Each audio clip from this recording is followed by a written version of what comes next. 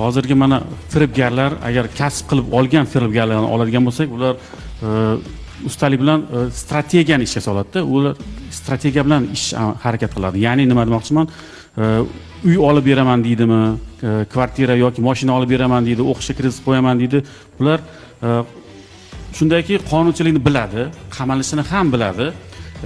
Natijada agar fuqaroni ishonchiga kiraman deydigan bo'lsa, shu tilxat yozib beradi, o'zi pasportini kopiyasi tushirilgan nimasiga, qog'ozga tilxat yozib beradi, qarz deb yozib beradi. Mana shunga fuqarolar aldanib qolmaslik kerak. Agar tilxat yozdirayotgan bo'lsa, mana shu uyni olib beraman deb yoki mashina olib beraman deb mana shuncha pul oldim deb yozdirish kerak.